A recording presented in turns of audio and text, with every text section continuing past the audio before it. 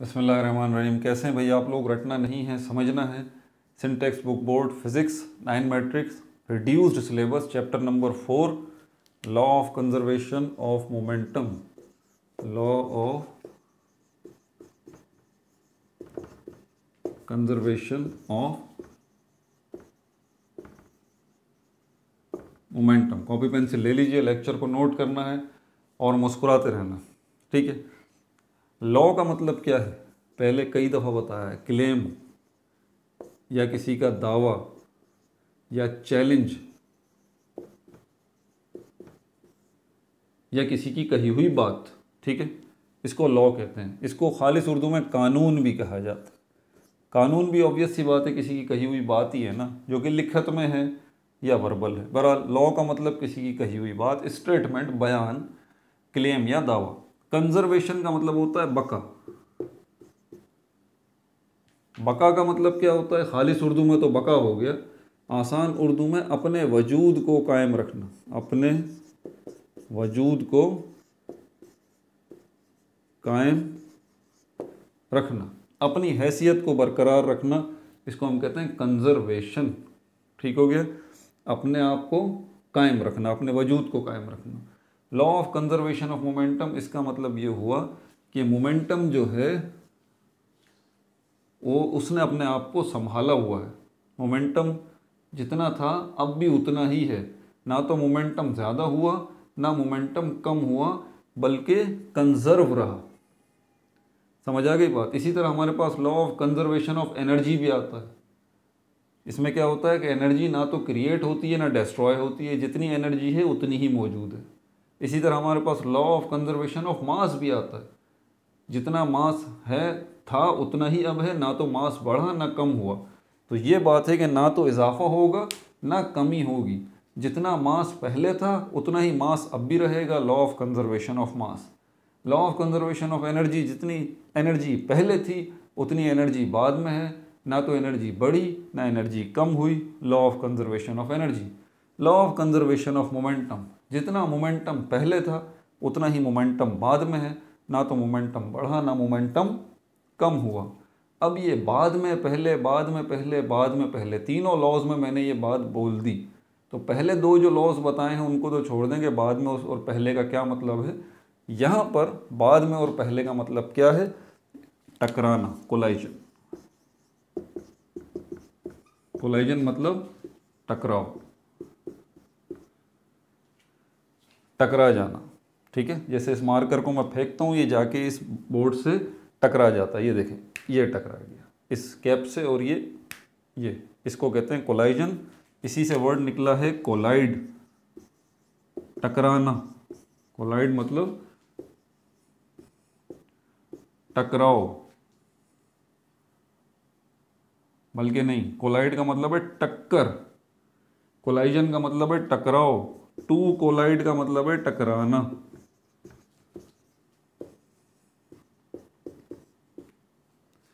ठीक हो गया भाई। अब ज़रा स्टेटमेंट की तरफ आ जाते हैं। इस लॉ की स्टेटमेंट क्या कह रही है? मिटा दूं इसको। यहाँ पर आपकी बुक में एग्जाम्पल दी गई है, आप देखें, आपको नज़र आएगी। पेज नंबर 59 है मेरे पास। क्या लिखा हुआ है यहाँ पर? The total momentum. लॉ क्या कह रहा है? लॉ की स्टेटमेंट लिख रहा हूँ। The total momentum before collision is equal to total momentum after collision. After collision क्या है इसका मतलब? अभी समझा देते हैं आपको। ये इन्होंने पिक्चर बना के समझाया है, मैं भी बना देता हूँ यहीं पे। ये दो बॉडीज़ हैं, एक बॉडी ये रही, दूसरी बॉडी ये रही। ये जा रही है, ये भी जा रही है, ठीक है, दोनों हरकत में है। इसकी जो वेलोसिटी है वो u1 है, इसकी वेलोसिटी जो है वो u2 है, ठीक है। अब ये आपस में टकराएंगी, इनके टकराव की भी पिक्चर बना दूं, ये और ये आपस में टकरा गई।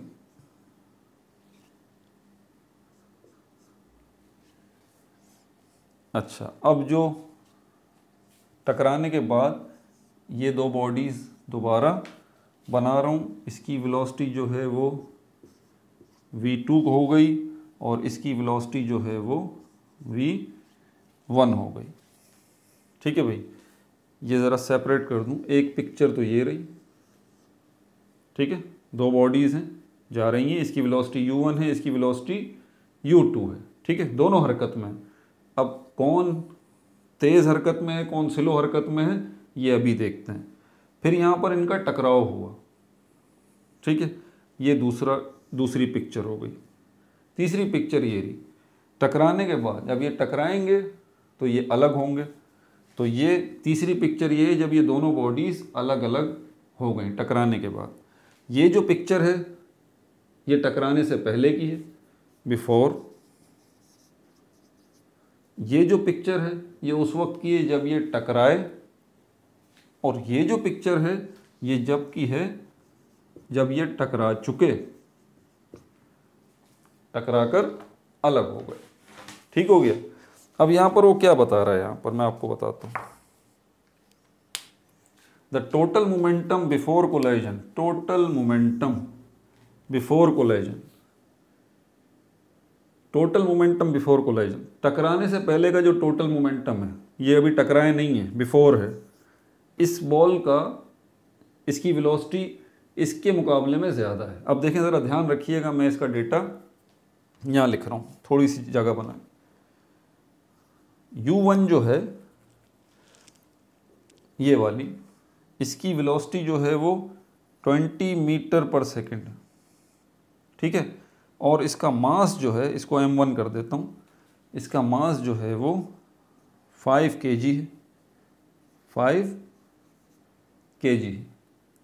ये जो दूसरी वाली बॉल है इसकी जो वेलोसिटी है ये स्लो जा रही है आगे, ये तेज़ है और ये स्लो है। इसकी वेलोसिटी है 10 मीटर पर सेकेंड, और इसका जो मास है m2 में कर रहा हूँ, ये भी 5 kg है। ठीक है भाई, ये भी 5 kg हो गई, 5 kg, ये भी 5 kg। इसकी वेलोसिटी कितनी हो गई, 20 मीटर पर सेकंड। इसकी वेलोसिटी कितनी है, 10 मीटर पर सेकंड। ऑब्वियस सी बात है, इसकी रफ्तार स्लो है, इसकी तेज़ है। तो क्या होगा, जब ये आगे भाग रही है, ये पीछे इसके आ रही है, तो ये जाके फाइनली इससे टकराएगी, इससे, दूसरी वाली बॉडी से ये जाके फाइनली टकराएगी। अब क्या होगा, टोटल मोमेंटम से मतलब ये है कि इसका जो मोमेंटम है और इसका जो मोमेंटम है, इसका आप टोटल कर लीजिए। तो u1 और m1, ठीक है, मैं मिटा दूं, ज़रा जगह बनानी पड़ेगी भाई, इसके बगैर बात बनेगी नहीं। इसको मैं लिख ही लूँ, आप भी मिट जाओ थोड़ी देर के लिए। टोटल मोमेंटम बिफोर बराबर है टोटल मोमेंटम आफ्टर। ठीक हो गया भाई। अब बिफोर में ये पोजीशन है हमारे पास, तो यहाँ पर हमारे पास पहली वाले ऑब्जेक्ट को लेते हैं। तो मोमेंटम का फॉर्मूला आपको पता है क्या है, P = mv, ये जनरल फॉर्मूला है मोमेंटम का। ये जो एक बॉल है इसका भी मोमेंटम हम लेंगे, ये जो बॉल है इसका भी मोमेंटम हम लेंगे। ठीक है, टकराने से पहले भी और टकराने के बाद भी। इस बॉल का अगर मैं मोमेंटम लेता हूँ फर्स्ट बॉल का, तो अब P लिखने की ज़रूरत नहीं यहाँ पर। ठीक है, P लिखने की ज़रूरत नहीं, या अगर लिखूँ तो मैं, तो ये P + P, ये इसका मोमेंटम पहली वाली बॉल का, ये दूसरी वाली बॉल का मोमेंटम बराबर है। अब जो मोमेंटम नया जनरेट बनेगा इसका मोमेंटम जो है वो 3 + ये 4। ठीक है ना, ये टकराने से पहले का मोमेंटम इस बॉल का, ये टकराने से पहले का मोमेंटम इस बॉल का, ये टकराने से के बाद का मोमेंटम इस बॉल का, और ये टकराने से बाद का मोमेंटम इस बॉल का। इस बॉल को हम कर देते हैं कि ये A है, इस बॉल को हम कर देते हैं कि ये B है, ये A, ये B, ये A और ये B। ठीक हो गया है। मैंने वैल्यूज़ यहाँ पर आपको दी हैं ताकि आपको साथ साथ पता चलता रहे। वीडियो थोड़ी बड़ी बन जाएगी लेकिन साथ रहिए आप। इस P1 की जगह पर अब मैं कर देता हूँ M1 U1, इसको कर देता हूँ M2 U2। ठीक है भाई, M1 U1 plus M2 U2। M1 मास किसका है, बॉडी ए का। U1 वेलोसिटी किसकी है, बॉडी ए की टकराने से पहले। M2 मास किसका है, बॉडी बी का। U2 मास वेलोसिटी किसकी है, बॉडी बी की टकराने से पहले। टकराने के बाद मास तो वही रहेगा M1, लेकिन वेलोसिटी जो है वो इसकी ए की क्या हो जाएगी, V1 हो जाएगी। ठीक है, और टकराने के बाद ये जो हमारे पास B है इसकी वेलोसिटी अब क्या हो जाएगी, V2 हो जाएगी। समझ आ गई बात, ये फॉर्मूला आ गया।